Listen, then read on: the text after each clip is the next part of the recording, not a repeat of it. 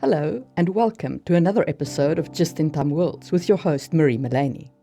Today I want to talk to you about forming a magic system out of the one source power. So something like Robert Jordan's type of magic, where you have a source of magic that people can then channel or use in some manner in order to create magic. While this is obviously famous in Wheel of Time, it is not the only source of such power. So today, let's take a look at all the ways in which you can use a one source form of power, what its pitfalls are, and how to overcome those limitations and make your magic feel real and embedded in your world. First, we should talk about where one source magic comes from. It is important to understand in this case that you have two essential sources for your one source of magic. The first is cosmic power, the great and terrible force behind creation, the terrible force that is trying to destroy creation, the power of the gods. These are examples of cosmic powers that are not found naturally occurring within your world. Your second source of power is that of ambient power. Magic exists in your world, its raw potential flows through the world, and it can be used by anyone who understands that flow, much like a river flowing over a water wheel or any other natural force or natural source of energy in your world. So too magic forms a source of energy. If you use the cosmic source of energy, you need to be very careful about limits, especially if your cosmic source is essentially limitless. If it is the actual source that is behind creation, like it is in the Wheel of Time, you have a source of power that can effectively be without limits. It can be used to overcome any obstacle. It is limited only by the practitioners thereof, by the channelers themselves. And if you book by book level up your channelers to the point where they can just let the one source rip through them, you end up in a situation where it's very hard to understand why every problem is not just solved with a snap of the fingers. If you're going to use a cosmic energy source, you have to have very strong limits on those who can access that source. Or the source itself needs to limit how much power it's willing to make available, which brings us to the two types of cosmic sources that you can use. You can have a dumb cosmic source. In this case, it is literally like the fountainhead spraying magic at the channelers. If you do it that way, your limitation lies with your channelers. I would recommend, if you're going to build a dumb cosmic source, include some physical limitations, not just in people's bodies, because they could theoretically overcome this by means of training or whatnot to allow more of the energy to ride through them. I would say that they need to enact some kind of ritual in order to channel the one source, play a song, or maybe they need to draw runes on a page in order to channel the source.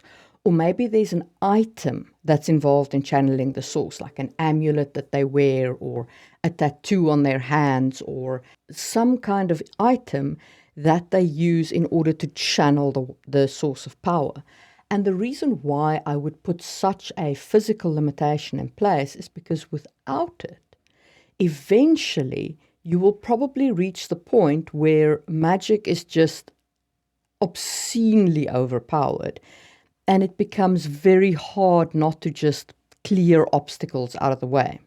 You can also limit a cosmic force by making it an intelligent force of cosmic power. This limits it because the source itself can decide, for whatever reason, that it no longer is allowing you access to it. In such a case, I would say that your magic system leans more towards a D&D divine magic style. In essence, you pray to the source and the source enacts miracles through you. But if you cause the source to no longer be in tune with you in some way, that can then become something that you need to overcome in order to get your magic back. So if your god is no longer pleased with the way that you're acting, you can end up in a situation where you need to go on a quest to find the god's holy item or whatever mechanic you need to regain your god's favor. I am not generally a huge fan of the cosmic magic source, at least not by itself, not with direct access to the cosmic source. In the one source power systems, I prefer ambient power. So what is ambient power? Ambient power is when the magic just exists in the world and mages can access it in some way. The source of the magic, the source of ambient magic, can be cosmic power. So it can flow from the creation spirit and form magical energy that lies on the world that mages can access, which allows you to have the glory of a cosmic energy source, but the limitations of an ambient source of power. Why do I say ambient source of power allows you better limits?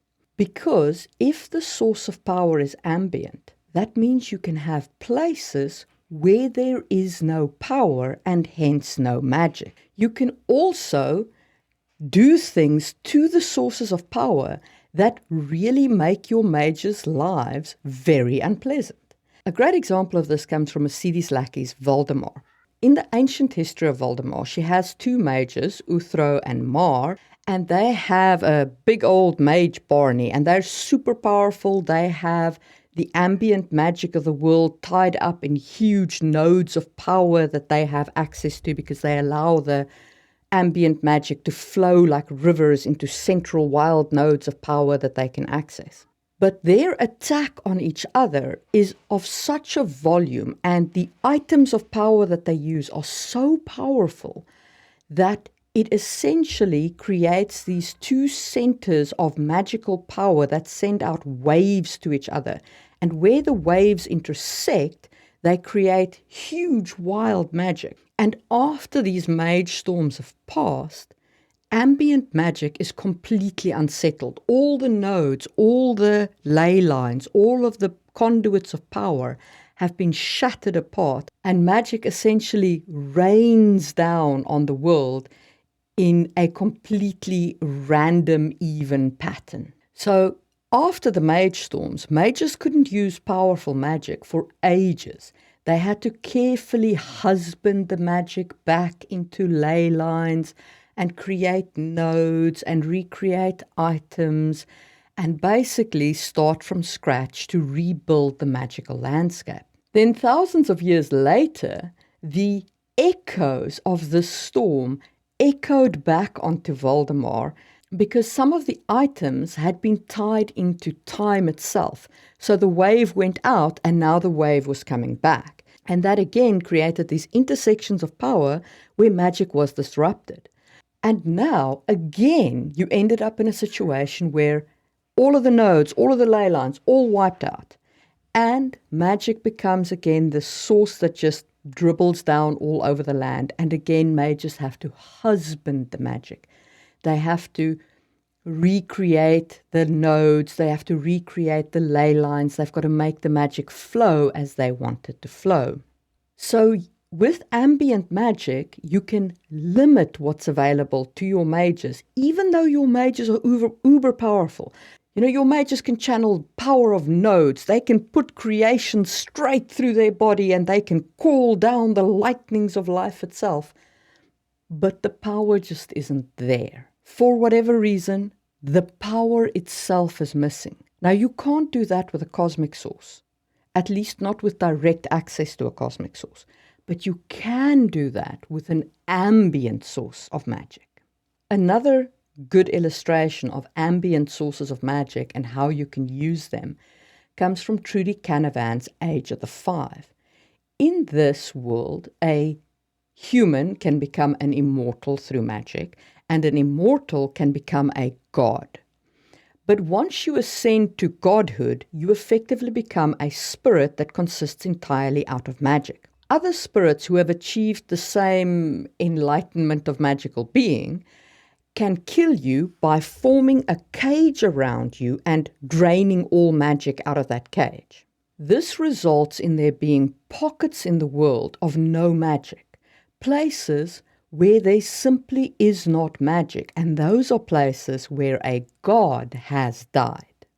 So again, you can only do this with ambient magic. You can only do this with a magic which can be taken and removed from a place. So where your ambient magic can be pushed aside from the real world. And that's the reason why I personally prefer ambient magic over cosmic magic. But as I said, you don't have to have one or the other. You can have cosmic magic, which is in some way limited in direct access. So nobody can reach out to the source of creation and take it into themselves. There's something stopping them. But the source of creation slides into the world, and that creates ambient magic that can be used by your casters in order to effect magic.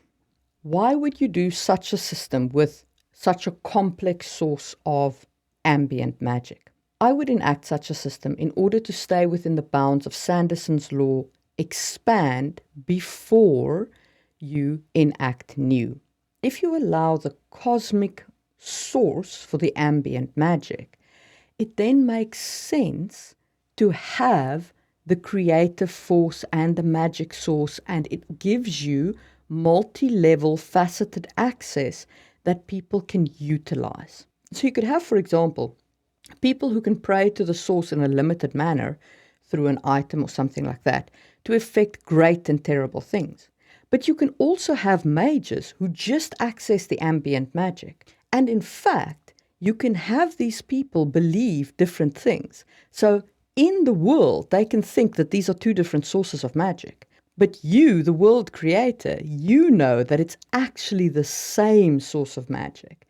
And that allows you to build a truly interesting story that keeps your readers involved in figuring out that magic system. Okay, so we've spoken a great deal about sources. I touched on items that are used in channeling. The one other aspect of source magic that I want to talk about is people who are channelers but not mages. You can set up your magic system in such a way that you have somebody who channels the magic but cannot use it, and somebody who uses the magic but cannot channel it. This makes for a fascinating magic system and such a great relationship between your mages, because your channeler is critical to the mage. Without the channeler, the mage cannot access the source.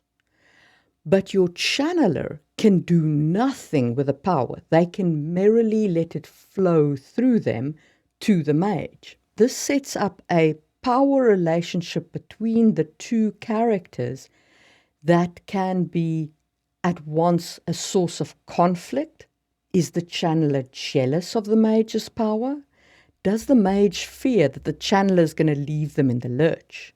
It can also set up a situation where you can attack your mage by removing the channeler.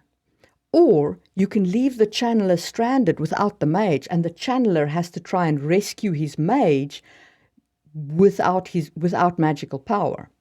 In the Dark Sword Trilogy, this is used by the catalysts who can channel the ambient power of life and transfer it to their mages or to their clergy people. The Dark Sword Trilogy didn't focus on this aspect very much, since it was more focused on Joram, who of course was born without magic. But I think that it would be an extremely interesting dynamic to set up a magic system where you have to have a channeler and a mage in order to access the magic. I think that this would result in a very strange power dynamic between those two people and would create a great relationship to explore both in fiction and in role-playing, where you need to have both working together in concert in order to call forth the power that they're trying to access. If you know of any world that's been set up like this, where you have a channeler and a mage separate from each other, do let me know in the comments below. I would be very interested if somebody has really explored this in detail. And that is my take on one source magic systems. I hope that you have enjoyed this episode of Just in Time Worlds. Please do hit the thumbs up button if you have, and I will see you soon for another episode of Just in Time Worlds.